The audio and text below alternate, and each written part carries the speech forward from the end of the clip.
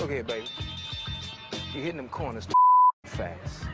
You need to slow this down. You understand? I almost spilled my yak on this $200 suit.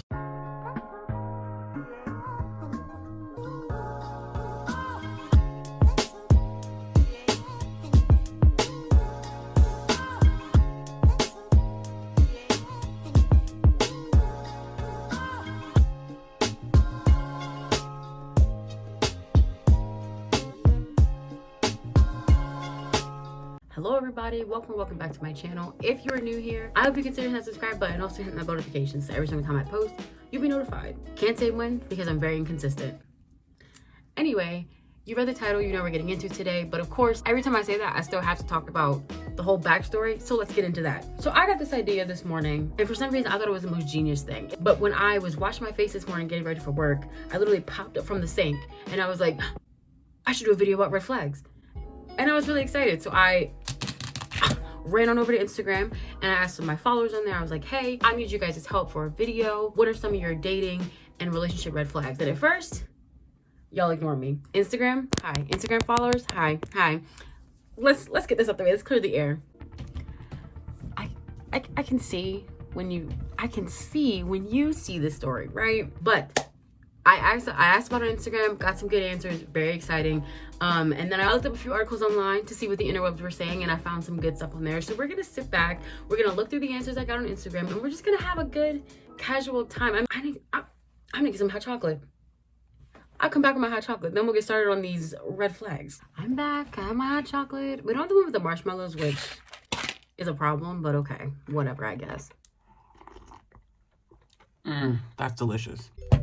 All right, so what I think would have been the better way for me to do this would have been to like go through the questions and like group them up by like what they talk about. But come on now. Yeah, you get what you get when you pay the price that you pay. And you're getting this content for free, so it's giving very much free. So I took screenshots of the responses, and then I'm also gonna look at the article, the main article that I found that was the most like interesting to me, because when I looked up like red flags in relationships, some of them were like cheating, and I'm like, no shit. Okay, so some of the categories I did see some common themes. We're just gonna jump right into it. So the first one we're gonna talk about is family. All right, so let's talk about it. Too close to the mother, the mama's boy. And you know what? I don't look, this is a safe space for everybody, right? I want everyone to feel welcome here. So I can also tack onto that we'll say the daddy's girl, because I totally get it, right? I totally get it. I will say though, the mama's boy trope, that is always a little more, it's just a little more like off-putting sometimes. And I'm sure you're like, what the hell? Like so I can't be close to my mother, I can't be close to my father. That's not it at all. From a woman's perspective, if a guy is like too close to his mom, something about it gives very much like his mother sees no wrong in him. And though that means he's never been corrected on his behavior, that means he's always been kind of allowed to do what he wants, especially in regards to women. Like he's never been told like you can't talk to women like that. He's probably been given the whole like, oh, that's my little, that's mama's little, yeah, all his life. And so it does kind of raise a few red flags if you're talking to this guy and he's super close to his mother. And you see how his mother interacts with him, and it's very like you're talking to this like 25-year-old guy and his mom's like, and it's like, okay. And then of course you get into the whole kind of like the like crazy like in-law kind of story, and typically you see that with mothers who are like, you're not good enough for my son, you know, like things like that. But typically the red flag in that, at least I'm assuming that this is what this bestie had to say, is that the red flag comes in the area of being like, I don't know if his mother has ever been able to separate her love for her child from, okay, my shithead son needs to be disciplined, something like that. But then on the other end, having a bad relationship with your mother. Now, we'll say parent, right? We'll say having a bad relationship with your parent. And then we will make an exception because everyone's welcome here. Obviously, we all know not everyone's gonna have the best relationship with their family for one reason or another. And one reason could be very mild and another reason could be very extreme. And that's your business. So I'm gonna modify that just a little bit. I think that, a person should have some type of paternal or maternal person that they can look up to, that they do treat with kindness. You know, if it's not your birth mother and or your birth father, they should have someone that they can look up to. And if they don't have that relationship with anyone, it's kind of a red flag. Like, I'm sorry, just it kind of is. But if we're speaking specifically about having a bad relationship with your mother, again, from a girl's perspective, a guy who is mean to his mother, oh, you better get far away from me. It's very off-putting. Like, it is so off-putting to watch a son be disrespectful to his mother or speak bad about his mother in any kind of way. If there's nothing like wrong with the relationship, you know what I'm saying? Like, if they just have a gripe about their mother, it's like, oh, she's such a bitch, like, save it for a therapist, because that's who you need to talk to about this. Like, that is so but again, because everyone's welcome, I'll say that with anyone who has a bad relationship with their parent and there's no like apparent or obvious kind of trauma or issues there, it's very off-putting. It's like, what's wrong with you? Like, I want to step in here and make sure that I'm coming across clear. It's a red flag unless their parents were abusive or terrible in any way. Other than that, it's off-putting. Especially for myself, like, since we're being casual at the gig, I think for me, like, family is a really big thing. Like, I'd appreciate if my partner had a strong sense of family in their life, because I feel like I do too. And so if I was to, you know, start dating someone who didn't have that because they, like, you know what I'm saying? Like, they had the choice to have that and they didn't, like, that just would not sit well with me. That's a red flag, because then it makes you worried about if they're able to move on and then, like, start their own family. Not saying you have to come from a secure and happy family to go on and build one, but like if you're sitting over here disrespecting your mother, then when we try to come over here and have our family, how can I be sure that, like, as the mother of your kids, that you're gonna respect me, and that, you know, when we're bringing up these kids, you're gonna teach them to respect me? You know what I'm saying? So it's like that. Let's talk about it, because I'm not gonna say I totally get, but like, if it's like a casual thing, right, and you and this person are just kind of fooling around casually, and maybe it's leaning towards the more sexual than the more romantic part of a type of interaction or type of romantic interaction, to each his own. I will say, like, at its core, the definition of a friends with benefits, you all kind of see each other like on the low, and it's like a very like undercover kind of thing, like not a lot of people know. So that's one thing, but we're not talking about that. We're talking about an actual relationship. You know what? And I totally understand, right? You're saving money by having a date at home, right? A nice little cooked dinner, a nice little movie, maybe even you splurge a little bit and you end up ordering something from DoorDash. Look at you, big spender. But that's not a date. That's, you know, spending some quality time together. But a date is a date. A date is two people making a plan, or somebody spearheading a plan and being like, we're going out to this place so that people can see us. And that's what some of y'all be hiding from.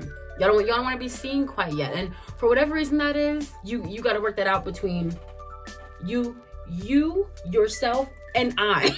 Not I as in I, but I as in you. That made about as much sense as this. If you're a mama and you ain't got your baby, and your mama got your baby, then you're not the mama. Your grandmama's the baby. You have to work that out with yourself. But there's no reason you should be seeing someone and not wanting to take them out or like go out with them, you know? Like, because then it does get into like, who are you hiding? Like, who are you hiding this person from? Like, you know, who do you know out and about that you don't want to be seen with this person with? And then it gets into hiding, you know, from your friends and family. It's like, well, what's going on? Like, because now it seems like this big covert kind of thing, and I'm your biggest secret, and that is just a red flag. What's all the secrecy about? Who are you lying to out there, or in your house, or in your circle? Who are you lying to and making it seem like I don't exist? What's the tea? What's the issue? That's a big red flag. If someone is trying to hide you, and don't let them pull a Drake on you. And Drake, you're okay, right? I love you, I guess. But don't let them pull a... What do you say? I wasn't hiding. We live. I wasn't hiding my kid from the world. I was hiding the world from my kid. Yeah, okay, Benny. Yeah, sure. Yeah, don't let that person do that to you. Like, if someone wants to be with you and they want to, you know, start a budding, beautiful relationship with you, they will take you out, and, you know, they will let you be, not, you know, let you be seen, but they will show you off to the masses, and then they can't wait for you to meet like their family and friends. And, you know, even if it's not some grand declaration of this is the person I'm with. It can at least be something of like, I showed up with this person. Like, now everyone can see that I'm with this person. So that's putting a stamp on it. And the same thing goes for social media. Although I guess like it's kind of depending on how much the other person uses social media. But, and I know I mentioned this in the video before, but I was dating a guy who was like, yeah, I don't really use social media like that. And I'm like, okay, whatever, sure. Then after we broke up, motherfucker turned into fucking like Logan or Jake Paul and was just the biggest social media influencer I'd ever seen. Always on his Instagram, always post. I won't get into it. Or these are all the responses I got about exes. So let's get into it. Okay, so a lot of these were kind of on the theme of like talking bad about their ex. While I am hesitant because here's what I will say. If you are watching this video or listening to this video and you're like, well, I've talked bad about my ex, does that make me a red flag? I'm gonna say this right now. No, it does not. I think it is natural to talk about someone who you are upset about, right? However, you should only do that when it's with people you're comfortable with. When I am at work, my go-to icebreaker is not gonna be, yeah, because I was talking to this guy and he ghosted me and then he blocked me and then he unblocked me. No, because no one needs to hear that. You can talk about your exes within your closest group of friends, the people who were pretty much there with you throughout the whole thing, because they get it, right? They totally get it. There's a time and a place for everything, right? And that's just not it. So one, talking about your ex and talking bad about them all the time is definitely a red flag. However, if you are constantly painting your ex as the villain, girl, come on. And let's talk about it. Because as a Capricorn, I am never wrong. Growth, right? And this is me being serious, right, for a second. I think one of the best signs of maturity and growing up is being able to admit when you were wrong. And I'm not saying like, oh, yep, I tripped this old lady, I guess I was wrong. Like, no, clearly you were in the wrong. But I'm saying if you can look at a situation and be like, this person did A, B, and C, but guess what? I did X, Y, and Z, you know? And of course I'm not speaking about abusive relationships. There's no situation where you can look at a relationship between two adults and be like, that person did everything wrong and I did everything right. And if you are in that situation, if you are in that mindset right now, I'm not gonna be mean to you, but I encourage you to look back on that situation with some self-awareness and some introspection and really figure out what happened between you and that person. Again, speaking from a woman's perspective, hearing a guy constantly talk about his exes, they use the same words over and over again. She's so crazy, she's such a fucking bitch, you know, all this stuff. And it's like, didn't you at one point like have a lot of like love for that person? And that, you know, I get it, like love fades or whatever, but that is not reassuring at all as the present girlfriend to hear that you are constantly bad mouthing your ex like that. Like, that is the most off-putting, uncomfortable situation. Keep it tied up and you can take that when you leave because you can't come back here anymore. And like I said, I do want to say this disclaimer again. I totally understand we all have bad exes, but there's no reason you should keep talking about them, especially in your present relationship, because they're heal. Like, shush about it. Let it go. Stop. I feel like I understand it now when drag queens are like, I can't work in the heat. I need the room to be ice cold. Trixie, I get it.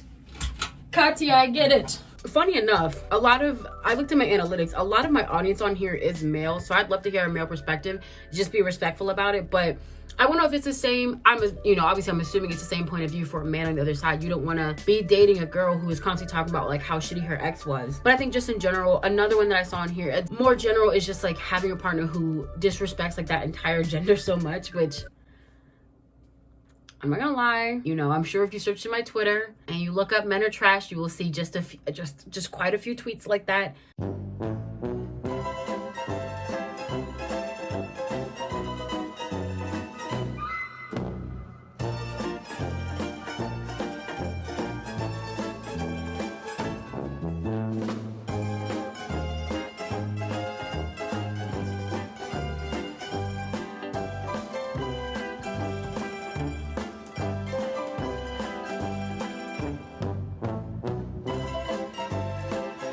But they just tweets, dog.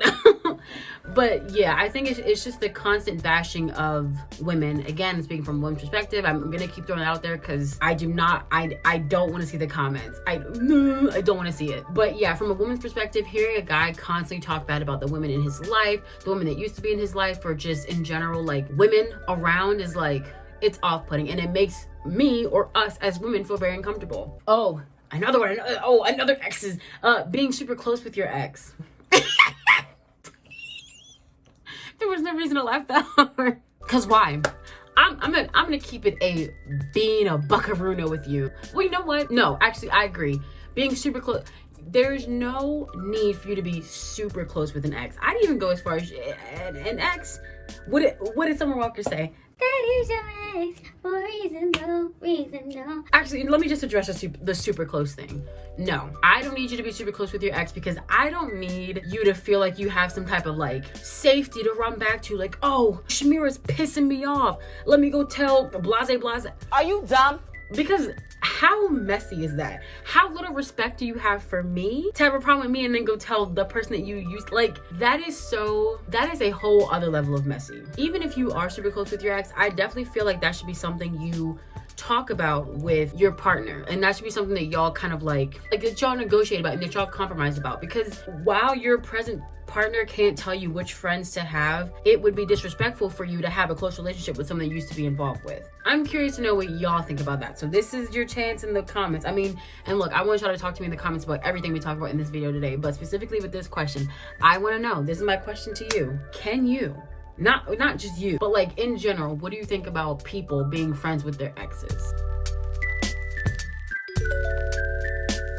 Big red flag, especially, well, I mean, in general, it's too much, but especially earlier on in the relationship, it's just like, it's too much and it's ugly. I feel like in theory, we're all kind of like, you know, like, oh my God, yes, I would love to be involved with someone who is just like giving me all their love and attention all the time. Like, that sounds so good, because I'm not getting any of that now. Pump the brakes. It's off-putting in a way for someone to be so, it's obsession, right? It's obsession, and it happens so quickly, and you don't get a chance to like, the reason I think, I mean, obviously, like, the term is smothering, but I feel like smothering is such a good word for it, because you literally feel like you, like, it's, I was gonna say, like, you feel like love in your, like, love is, like, in your face, but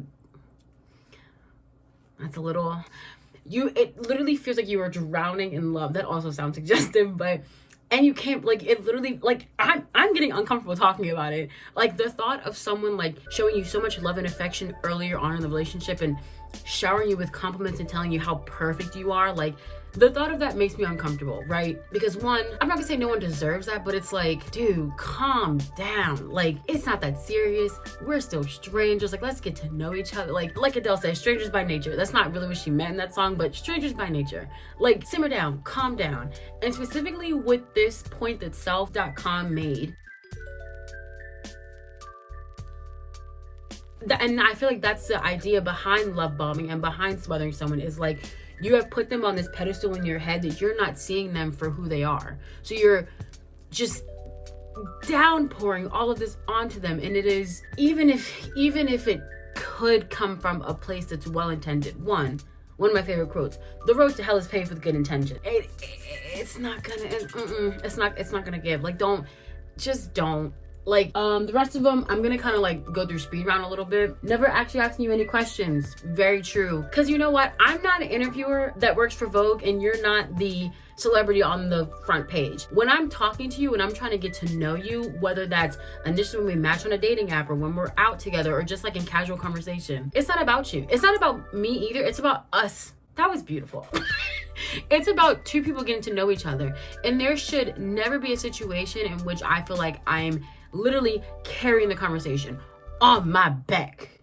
That was aggressive. I'm sure that we have all been in a situation where, even if it wasn't a romantic person, it was like a friend, and you realize that this person doesn't care anything about you. They're only talking about themselves, you know, like, it's off-putting. Like, but specifically with romantic situations, we are two people trying to get to know each other, and if I'm constantly carrying the conversations or constantly putting forth effort, no, red flag, you gotta go. This is specifically with dating apps, which I'm gonna do another video about dating apps. I did a few a while ago, or I think I only did one, but we're gonna come back to them. And this comment says, never showing any interest in your interests. Here's what I will say.